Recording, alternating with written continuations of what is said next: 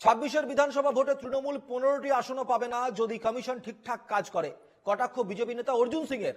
Presiding অফিসারদের ওপর বিশেষ নজরদারি চালালে এবং বুথের 200 মিটারের মধ্যে রাজ্য পুলিশকে ঢুকতে না দিলে তৃণমূল 15টি আসনও পাবে না, কটাক্ষ প্রাক্তন বিজেপি সাংসদের। কি বলেছেন অর্জুন সিং, শুনবো। ইলেকশন কমিশন ভোটটা করাতে পারে, এসওপি চেঞ্জ করতে পারে, যে প্রিজাইডিং অফিসার পোলিং অফিসার যারা বেইমানি করে তাদের উপরে শাস্তির ব্যবস্থা করতে পারে। একটা ফলস ভোট হলে যে প্রিজাইডিং অফিসারের 6 মাস জেল হবে, সরাসরি উঠিয়ে জেল, তার বেল হবে না, এই সিদ্ধান্তটা নিয়ে নিলে আর 200 মিটারের ভিতরে কোনো স্টেট পুলিশ যাতে এন্ট্রি না করতে পারে, এইগুলো এসওপি যে সিদ্ধান্ত 2011 সালে ছিল।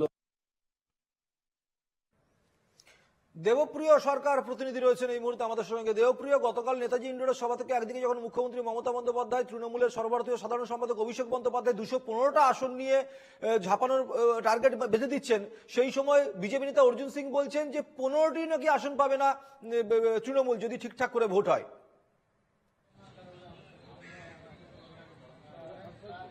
একদমই সুমিত, যে কথাটা মুখ্যমন্ত্রী মমতা বন্দ্যোপাধ্যায় থেকে শুরু করে অভিষেক বন্দ্যোপাধ্যায় গতকাল নেতাজি ইন্ডোর স্টেডিয়ামে প্রকাশ্যে বলেছেন যে 215টা আসন কিন্তু লক্ষ্যমাত্রা বেঁধে দেওয়া হয়েছে, তার বেশি হলেও কোনো অসুবিধা নেই। কিন্তু এ বিষয়ে ব্যারাকপুরের প্রাক্তন সাংসদ তথা অর্জুন সিং তিনি বলেন 2006 সালের বিধানসভা, 2011 সালের বিধানসভা নির্বাচনে যেভাবে নির্বাচন কমিশন এসওপি লাগু করে যে ভোট করিয়েছিল, যেখানে যারা প্রিসাইডিং অফিসার রয়েছে তারা যদি ফলস ভোটার ধরতে পারে, যদি না ধরতে পারে তাদেরকে উপযুক্ত শাস্তি দেওয়া হবে এবং বুথে 200 মিটারের মধ্যে রাজ্য পুলিশকে কোনো মতেই ঢুকতে দেওয়া যাবে না।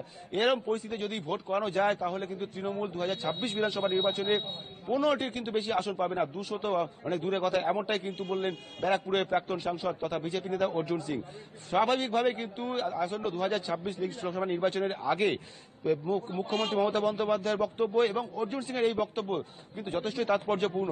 এখন এই 2026 বিধানসভা নির্বাচনে কে কটা আসন পাবে সেটাই কিন্তু দেখার বিষয় রয়েছে। সব থেকে বড় বিষয় রয়েছে যে ব্যারাকপুর লোকসভা কেন্দ্রের অন্তর্গত যে ভাটপাড়া বিধানসভা রয়েছে, সেই ভাটপাড়া বিধানসভা কিন্তু একমাত্র বিজেপি বিধায়ক রয়েছে এখানে এই ব্যারাকপুর শিল্পাঞ্চলে, সেই জায়গা কিন্তু পাখির চোখ কিন্তু তৃণমূলের।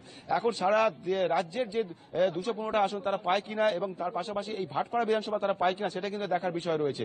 তাহলে এই 2026 বিধানসভা নির্বাচন কি যথেষ্টই তাৎপর্যপূর্ণ কিন্তু এই রাজনৈতিক একদমই, এবং সেই কারণে নিজের মতো করে রাজনৈতিক দলগুলি তাদের ঘুঁটিগুলো সাজাচ্ছে। কিন্তু মুখ্যমন্ত্রী মমতা বন্দ্যোপাধ্যায় তথা তৃণমূল সুপ্রিমো মমতা বন্দ্যোপাধ্যায় গতকালের সভা থেকে কি বলেছিলেন আমরা একবার শুনিয়ে দিই দর্শকদেরকে।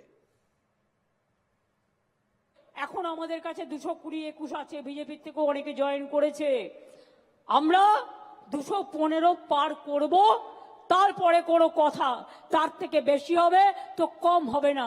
এবারেও বিজেপি যে সিট পেয়েছে সেটা পেতে দিলে চলবে না। আর একটা নজর রাখবেন, যেখানে ওরা লোকসভায় যে অ্যাসেম্বলিগুলোতে একটু কম ভোটে হেরেছে, সেই অ্যাসেম্বলিগুলোতে এই ভোটগুলো বেশি করে ঢোকাবার চেষ্টা করছে, সেই অ্যাসেম্বলিগুলোতেও বেশি করে কেয়ার নেবেন। চলে যাবো দেবপ্রিয়র কাছে। দেবপ্রিয়, যেমনটা তুমি বলছিলে যে এই মুহূর্তে বিজেপি বিধায়ক ভাটপাড়াতেই রয়েছে, সেই কারণের জন্য ভাটপাড়া যাতে তৃণমূলের দখল আসে সেই চেষ্টাটা তৃণমূল অবশ্যই করবে। কিন্তু গত কয়েকটি নির্বাচন থেকে পাশাপাশি গত কয়েক মাসে যা পরিস্থিতি ভাটপাড়ার, বারংবার কিন্তু ভাটপাড়ার সামগ্রিক চিত্রটা কিন্তু খুব একটা ঠিকঠাক ভাবে দেখা যাচ্ছিল না, বিভিন্ন কারণে ভাটপাড়া কিন্তু অশান্ত রয়েছিল। ঠিক সেই সময় ভাটপাড়া থেকে অর্জুন সিং এর এই ধরনের মন্তব্য ব্যারাকপুর থেকে কতটা তাৎপর্যপূর্ণ হবে অবশ্যই সেদিন নজর থাকবে। কিন্তু পাশাপাশি ভাটপাড়া কত আদৌ ঠিক করা যায় কিনা সেটাও কিন্তু একদম চ্যালেঞ্জ শাসক দলের ক্ষেত্রেও।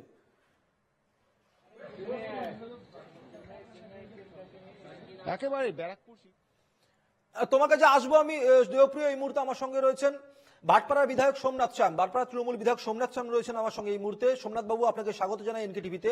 সোমনাথ বাবু, একদিকে যখন মুখ্যমন্ত্রী মমতা বন্দ্যোপাধ্যায় পাশাপাশি অভিষেক বন্দ্যোপাধ্যায় তারা বলছেন যে 215টি আসনের চ্যালেঞ্জ ছুড়ে দিচ্ছেন, সেইখানে অর্জুন সিং বলছেন নাকি 15টি আসন পাবে না তৃণমূল যদি ঠিকঠাক করে ভোট হয়, কি প্রতিক্রিয়া দেবেন? যেখানে নেত্রী মমতা বন্দ্যোপাধ্যায় বলেছেন আর সেনাপতি মাঠে ময়দানে নামার কথা বলে দিয়েছেন, যে মাঠে ময়দানে নেমে তিনি এই যেটা মমতা বন্দ্যোপাধ্যায় বলেছেন সেটাকে পূরণ করার এবং তার থেকে বেশি বলেছেন। তিনি ওইটাও বলেননি, তার থেকে বেশি। সেখানে যত সৈনিক আছে বাংলার সবাই সেইভাবে কিন্তু নেমে পড়বে। কিন্তু একটা জিনিস আপনাকে বলি, যে অর্জুন সিং এর কথা বললেন, আমি আজ থেকে 6 মাস আগে আপনার টিভি চ্যানেলেও বলেছিলাম যে উনি মেন্টালি ডিস্টার্বড হয়ে গেছেন। উনি কোনোটাই সঠিকভাবে বুঝতে পারছেন না।